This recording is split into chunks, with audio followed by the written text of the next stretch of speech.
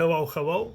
End of October 2025, and I wanted to discuss with you the international students, how to go about them, and how is the application going for countries like Latvia, Lithuania, Poland, Czech Republic, countries of Eastern Europe where the tuition fees have not yet been crazy enough, have not yet gone through the roof, and you are still able to afford a decent European education for wherever you are, right?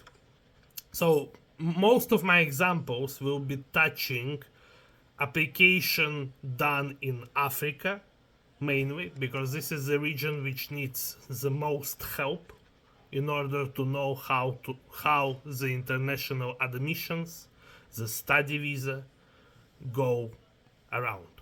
So one thing which is the most important, right, where we have to preface and start off is to explain that the study visa, the same as the work visa, is a national visa. It's a visa type D. So the only place where you can apply for the visa type D, national visa, for study purposes, is the embassy of the country where you are going to.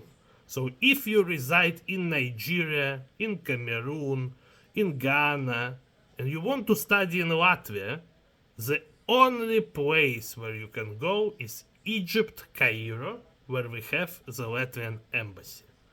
If you reside in Tanzania, in Uganda, in Rwanda, you still go to Egypt.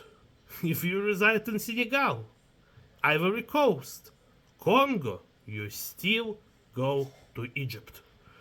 The only exception to this rule is that if you have a residence permit somewhere else, then you can check whether or not the country of your residence have an embassy of Latvia, or maybe you are actually allowed to apply again somewhere which is closer to the residency. A lot of people are residents in UAE, United Arab Emirates. We do have embassy of Latvia in Abu Dhabi, right? So this point going forward, we're going to discuss the admission process and the required documents. So, for the admission, what you should know is that you will have to prepare your scanned educational documents from your O level and from your A level, right? If you have graduated some college or bachelor degree on top and you want to apply for masters, of course, you also provide this education as well. All of this has to be scanned. You have to send us transcripts. You have to send us your exam papers if you have them. If you passed exams but don't have them, you have to request for them, right? It's very important. And in most cases, you also need to provide some references from your places of study, from your teachers, and from your peers. Again, not all universities can ask for this, but many will ask, and it's greatly increases your chances of getting admission, right? So, speaking about chances, admission is not guaranteed, right? Many programs are unfortunately designed for the best of the best. There is competition. Of course, as everything in life, you have choices. We have sport universities, which always have need for students. We have colleges, we have vocational programs. There are places where you can be admitted. However, you also have to be very cautious about your grades, because it does not matter where your school is located or how prestigious your school are. The most important thing is your grades and the GPAs you have received, right? So everything will be boiled down to how much percentages out of 100 your grades equates to. Many places take from 60% Many places take from 65%. Some very posh places takes from 70 to 80%. So you have to be very, very cautious with how you achieve these results, right? And be completely prepared that if you have received bad results, your spectrum of choices is very narrow, right? So let's get to the basis of how the admission process goes in practice. So let's take one specific example, which I preface. The specific example means that every other place will have their own deviations, right? But this will be a specific example to specific school, right? Let's, for example, say Riga Management College, right? The admission process, once you apply, will cost you 300 euros for the registration fees. After which you will be invited to the interview, you will be asked some questions, your English language will be checked, your desires for these programs will be checked, right? And if everything great, you pass the interview, they are sending your documents to the AIC. This is our government agency of documents verifications, where they verify that you studied where you studied, your documents are legitimate, and that you have the right to study in Latvia, right?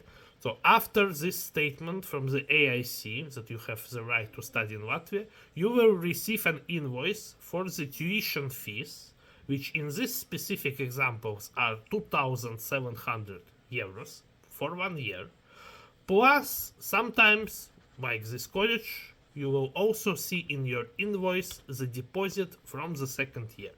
This is the unfortunate circumstances of the situation where a lot of students who come to study disappear without following the curriculum, and the universities have to protect themselves, and they put a deposit from the second year tuition fees, right? So this deposit here equates to 500 euros. So altogether, you have to understand that by the start of this process, you need to already have prepared around the 3,500 euros just for the college payment alone, right?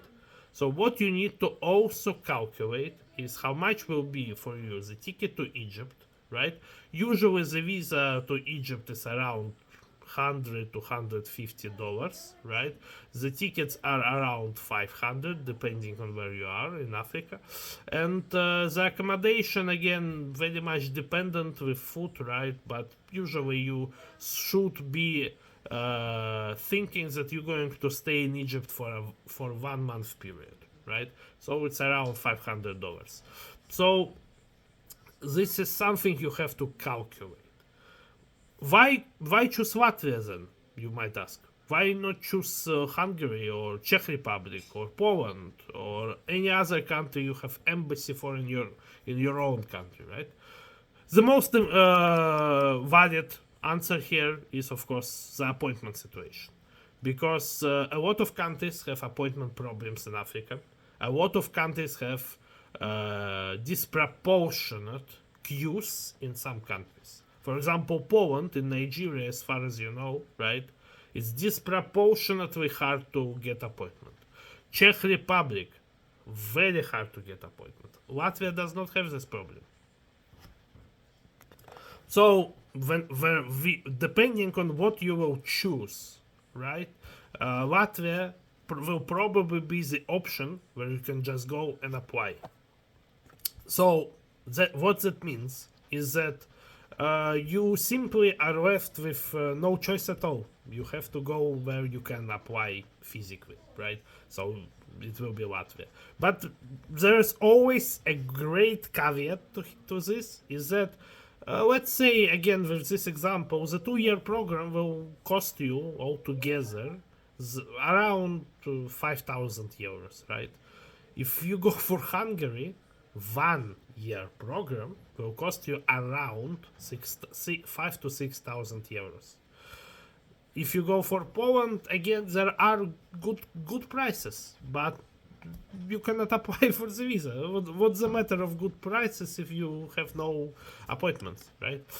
Czech Republic, expensive, 5,000, 6,000 euros per year, right?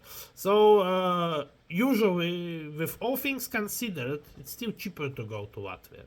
And the accommodation here is cheap, the food here is cheap, and you get a European degree. You also get to work during your studies, which is very important for many people, to not be left continuously depleting the resources of your parents and be able to sustain yourself. Latvia is great for it. You can work while you study.